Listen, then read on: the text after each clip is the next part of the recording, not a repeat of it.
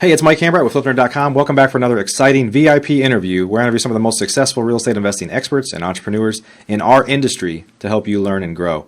Today, I'm joined by Engelo Rumora. He's a real estate investor that dropped out of high school at the age of 14 to train to become a professional soccer player, and a dream that ultimately came true for him. After a brief stint of playing soccer, he found himself as an unemployed young man with no formal education, ended up working as a laborer, sweeping floors even. So today, though, he wouldn't be on here unless he had a story to share about how he's managed to become a successful real estate investor who has now built a large real estate business that he sells properties to actually worldwide. So that's going to be the topic of today. He's got a fascinating story to share with us today.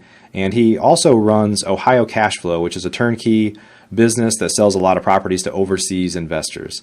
In addition to learning more about Engelo and Ohio Cash Flow and his turnkey model, we're going to discuss the opportunity to sell more of your houses to overseas buyers, and even talk a little bit about why investors from other countries are interested in the U.S. market for rental properties. That was a mouthful. Before we get started today, though, let's take a moment to recognize our featured sponsors.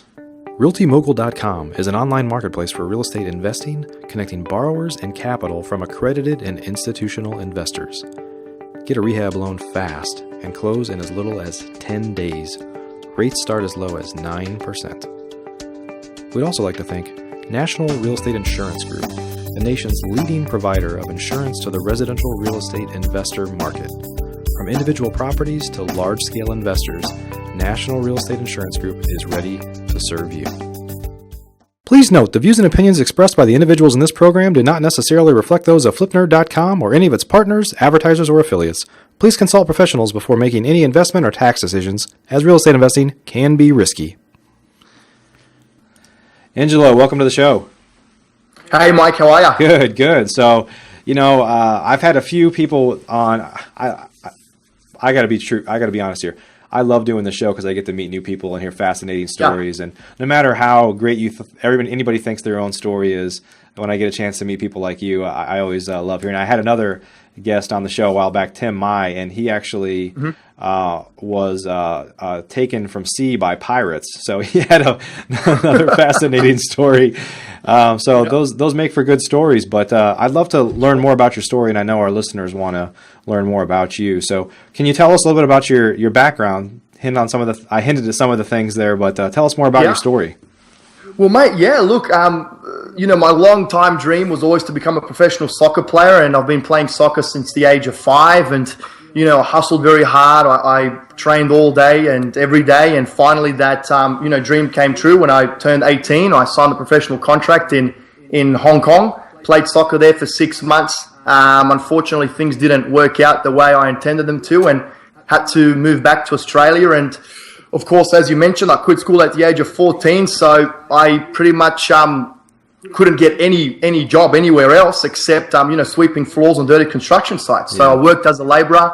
I always knew that I had a bigger purpose in life than just myself, and I really wanted to achieve greatness for my loved ones and for family and friends, and of course for myself also.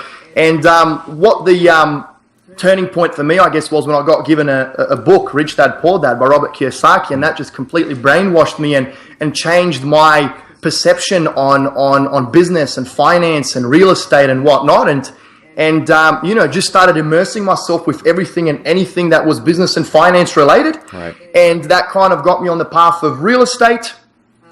Built a very large portfolio in Australia in a very short time frame. A lot of the media outlets picked up on that. I built a portfolio worth around $1.4 million in only 6 months. Okay. I did that by buying rundown, undervalued properties, fixing them up, knocking on the bank's door, refining out of the loan, and just using that equity to do it again. Yeah. I quickly came to the realization that buying property to impress the chicks is definitely not the way to go. Yeah. Right? That you should actually be investing for cash flow, because most real estate investors go down the path of real estate to supplement the current income in the jobs that they're working in, because they don't like the job. Even if they do like the job, they still want to be making an extra $50, $60, $70, $100,000 in passive income. So with that being said, I guess that was the main reason why I initially started investing in real estate, and buying these stupid properties and getting into debt just to impress the girls was not the right way to go about things. And I started looking for cities and areas where I could find, positive cash flow investments. Australia, unfortunately, did not possess such properties. And, one thing led to another. And that's how I came across the US market. I mean, it was on its knees. It was, the market was depressed and the economy was going south, and slowly started selling out of my entire Australian portfolio and building trust and relationships with key people here in the US. Yeah. And mate, here I am. So what year was that when you ultimately moved here?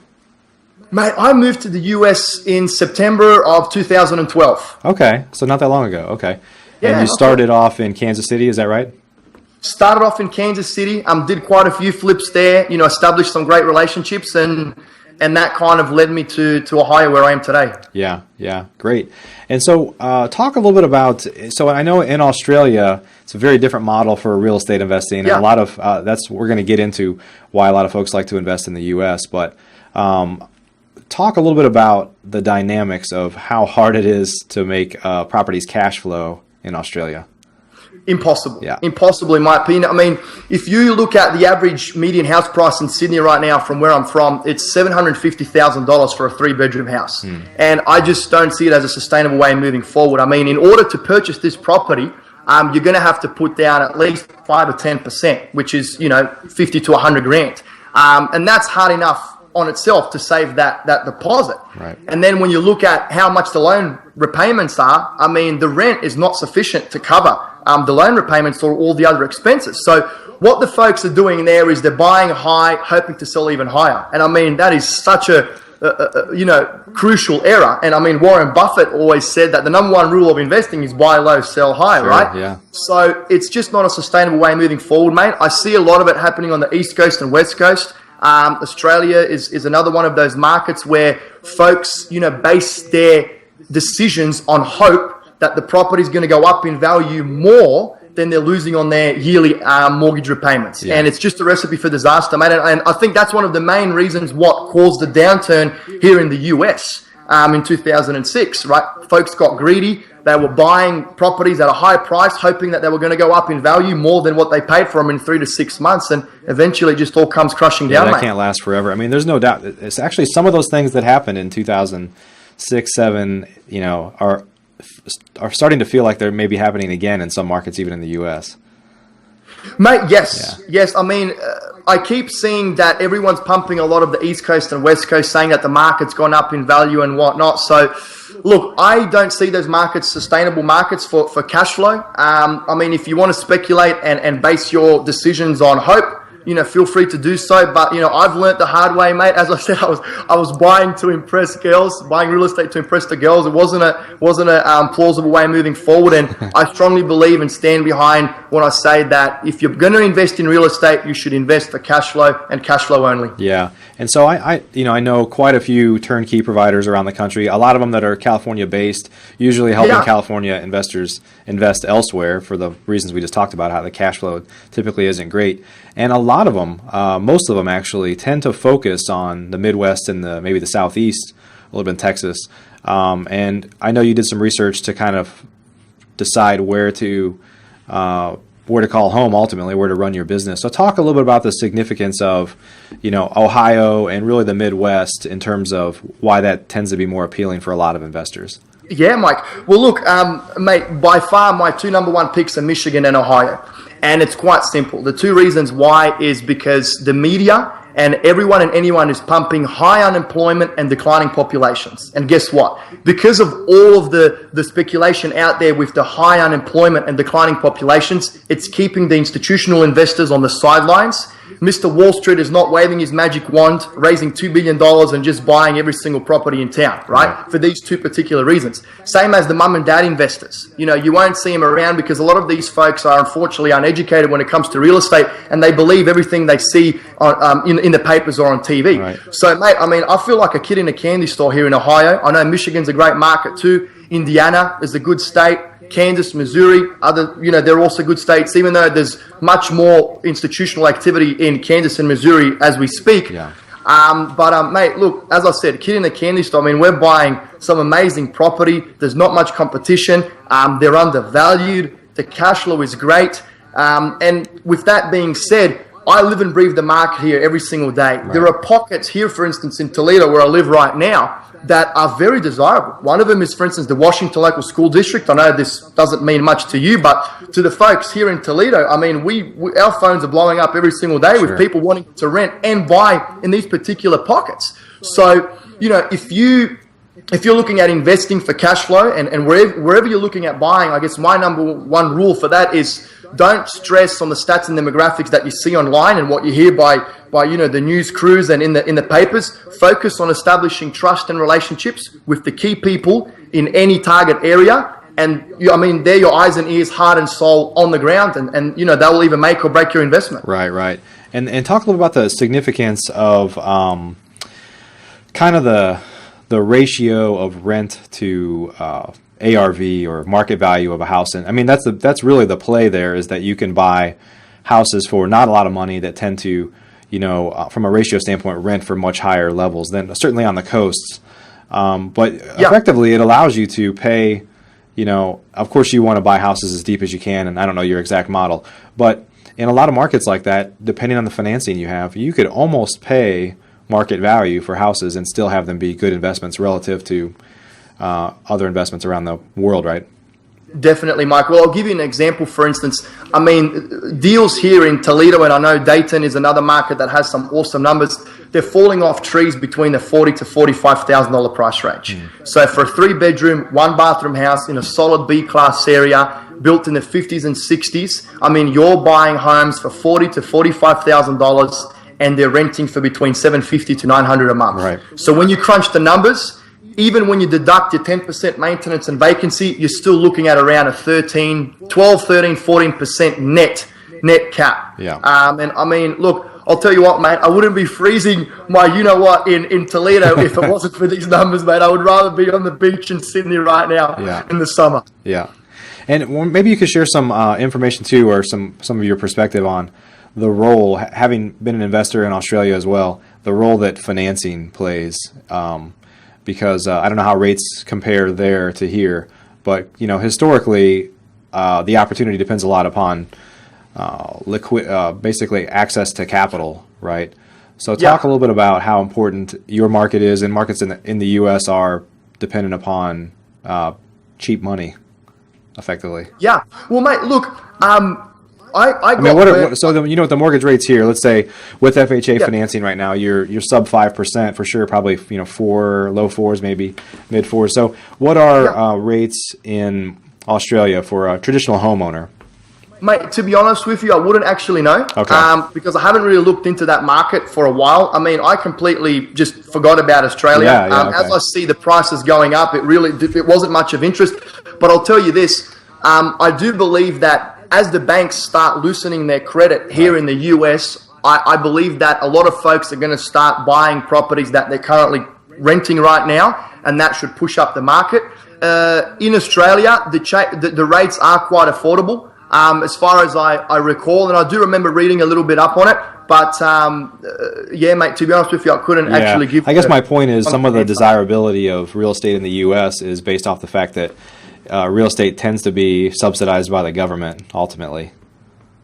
Yeah. Well, mate, with it, I mean, as I mentioned earlier, you know, for an average 3-bedroom house in Sydney, if you're putting down 10%, you're getting into a $650,000 loan. Right. I mean, who can repay that? It doesn't matter what the rates are. I mean, it's just a stupidly high figure. Right. And everyone's doing it over there right now. While here, I mean, you know, it just depends on what state you're buying in. There's houses selling for $50,000. There's houses selling for $150,000. So, I mean, it's definitely much more affordable than it is in Sydney. Right. That's for sure. Yeah. So, talk a little bit about why. I know you're primarily a turnkey provider now, and talk about. I guess just that opportunity to be a provider of real estate. I know you sell a lot of stuff to overseas investors, but talk a little bit about, you know, why you kind of chose that path. Sure. Well, mate, why I initially chose to you know, start a business and offer turnkey properties, because I couldn't actually work on my existing visa legally. Okay, so the only way that I could stay here in the US and I guess realize my dream of achieving financial freedom through real estate was to build a large portfolio of my own properties. But in order to do that, you need to have lump sum profits that you can, have the luxury of being able to tie them up in an investment property which produces cash flow. So, as I kind of started looking at the different strategies in real estate and how I could actually go about investing here, besides, having the existing money that I moved to the country with and buying properties and just holding them, I couldn't buy any more, right? And I couldn't work. So that kind of led me to flipping. Because you buy a rundown property, you fix it up, you got a bit of a margin on top, you sell it, you make a bit of profit, then you can reinvest it in another deal and you just keep going. And that's how it led to starting a higher cash flow and, being where we are today. So yeah. And talk a little bit about specifically selling to international buyers. So I've had a lot of other turnkey providers on the show, and most of them tend to serve a domestic client. Like I said, a lot of times it's California investors that want to invest in the Midwest or other areas because their markets are tapped out. And I know that I know some people that have sold large packages of their rental properties, hundreds at a time, to buyers from Australia and some Asian countries and stuff like that. But talk a little bit about kind of the general opportunity to sell houses to overseas buyers. Sure. Well, Mike, look, we consider ourselves to be a very small boutique company. We want to keep it exclusive. We don't want to, pump the numbers. We want to keep it very tight, and we generally want to work with investors that are interested in building a large portfolio. The opportunities are there. I know it might sound corny, but I believe it really is a once-in-a-lifetime opportunity for investors worldwide and on the East Coast and West Coast to still take advantage of these, dirt cheap properties here in the Midwest, Michigan and Ohio, as I mentioned earlier, my two picks. Mate, look, we've got a very specific vetting process. We only want to work with selected investors. We don't want to sell more than 50 properties a year. And we just want to, focus on that quality. We want to make sure that every property that we sell and every investor that we work with, there's a great relationship there. We want to be prompt at communicating. I know it might sound like I'm giving a bit of a spiel for my biz, so that's not my intention. No, it's important to understand your view because everybody's a little bit different for sure, yeah. Sure. Well, mate, as I said, for all the folks out there, and as I mentioned earlier, doesn't matter what market they're looking at investing in or what city, forget about the stats or demographics. Make sure that you establish the trust and relationship with key people on the ground that will genuinely care about your best interests, and that are not looking just for a quick profit. They're actually interested in holding your hand throughout the lifetime of the investment and growing with you and growing your portfolio. Sure. And I think that no matter how long it takes until you find those key people, don't invest. I've got a white shirt and red cross on my back most days, mate. I get emails and phone calls from a lot of investors all around the world that got stuffed over by a lot of shady operators here, and it's actually quite sad. And I can guarantee that we're definitely not one of those guys. And mate, as long as it takes, just spend the time, and do the due diligence more on the people that you're looking at working with, rather than the actual area and the stats and demographics. Right. And in your model, are you managing those properties ultimately as well, or do you hand that off? Yeah, mate, we've got in-house property management. We've got our in-house realty company. So we are a fully licensed and insured real estate company here in Ohio. And it's great, mate. I still sometimes think, how the hell did I make this happen? Yeah, no, that's fantastic. It's a great story. I think it says something about your company and companies that they continue to manage them in-house. And of course, there's a lot of bad examples out there too. But I think it forces you, if you want to have repeat customers, that's correct. To, if you told somebody, well, it doesn't need any work on it, and you start managing it, in 2 weeks in, or 2 months in, or 2 years in, it needs everything, a roof and the HVAC system's falling apart, then you would never obviously be able to sell to that person again. So I think there's some comfort level from people that are looking to build a portfolio with a turnkey provider to know that they have a true turnkey solution where somebody's going to continue to maintain it and can't just shuffle crap around and hand it over to somebody else. It's not their problem anymore. Mate, well, that's the number one key to ongoing success. And as you mentioned, to referral and repeat business, is that property management. And we The only reason why we set up in-house property management is for the after service. So once we make the sale, we want to make sure that we hit the numbers we promised on paper. I mean, I do not know of any really successful turnkey company here in the US that does not have in-house property management. And our property management it doesn't make any money. It's not established for profit. As I said, it's only established for after service and to make sure that the numbers work. Okay. Righty. So talk a little bit about the appeal that we talked a little bit about Australia, but are there folks in other countries you sell to outside of Australia? Yeah, we work with a lot of UK investors. Okay. And we've actually started heating up quite a bit in Asia. There's a few guys on the East Coast that we're working with too, and the West Coast. So, yeah, mate, definitely. Look, not too much anyone here in the Midwest. It's always going to be either the East Coast, the West Coast, and the UK and Australia. So we are looking at tapping into that Asian market. So hopefully we'll get rocking and rolling there quite soon. And you talked about how you purposely want to kind of cap the volume you do. What do you do in this instance that somebody wants to purchase a lot more than you have the kind of ability to do? Slow them down. Yeah. We slow them down, mate. Look, one of our taglines is we focus on quality over quantity. And another little tagline is we want to be known as the Ferrari, Rolex, and Louis Vuitton of turnkey real estate, right? So, okay.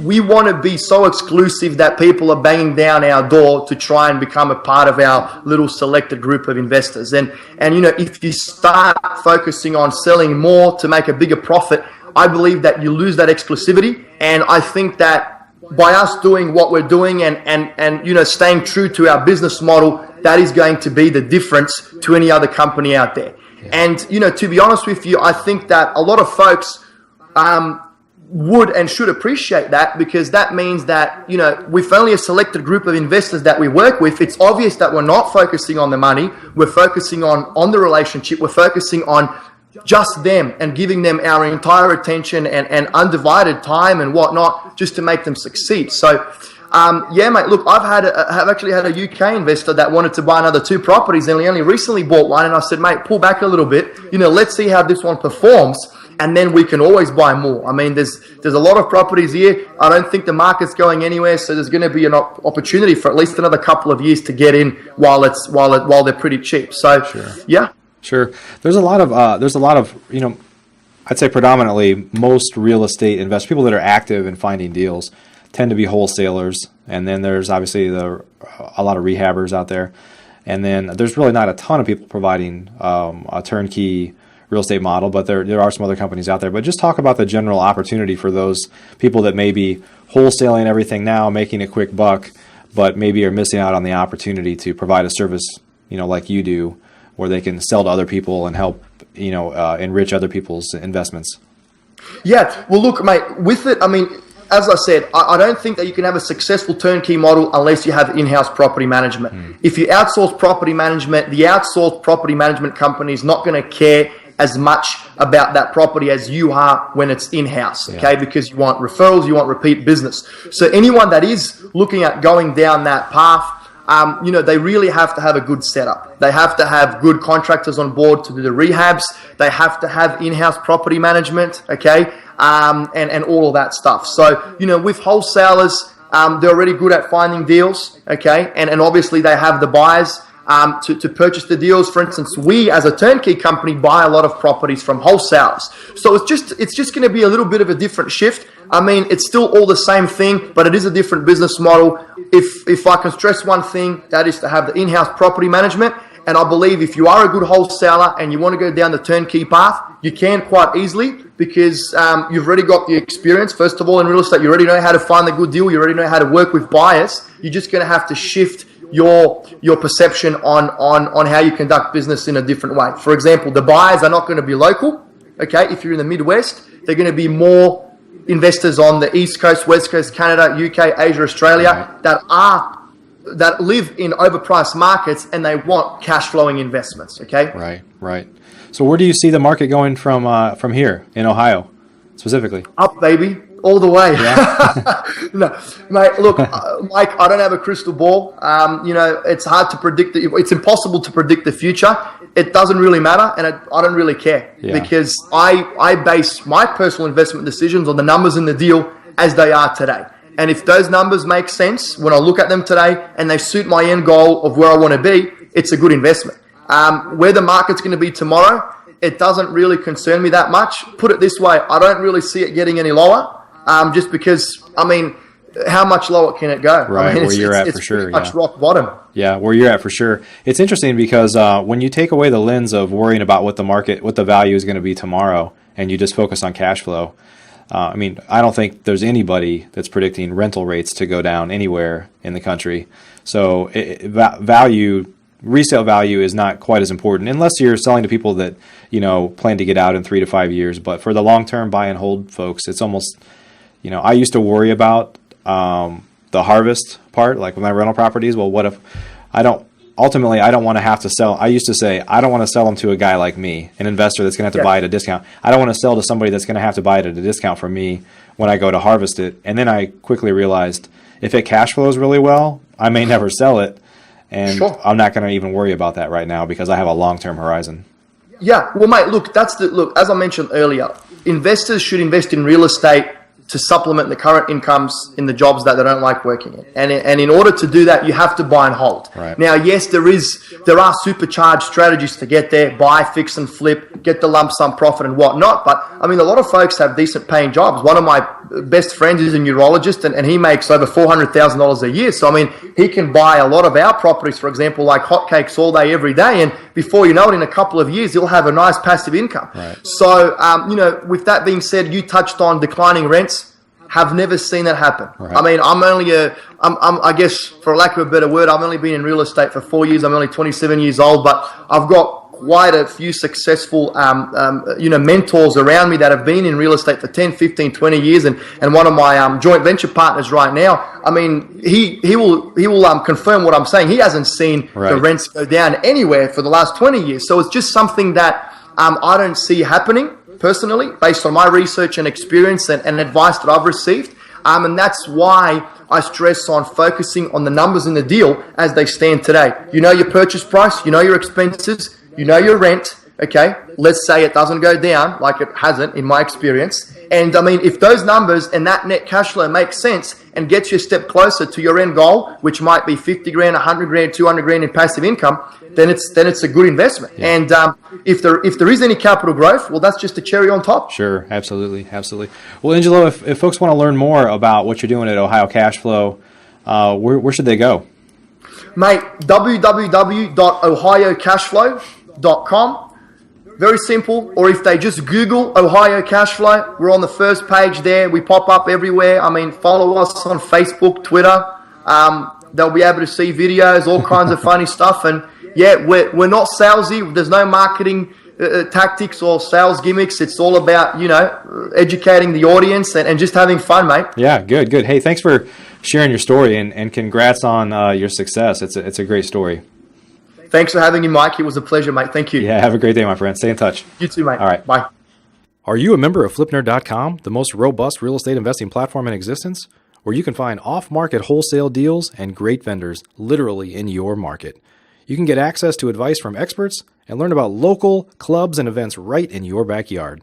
If not, please visit FlipNerd.com and register for a free account. You can register in less than a minute.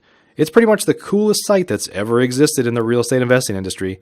So get on over to FlipNerd.com.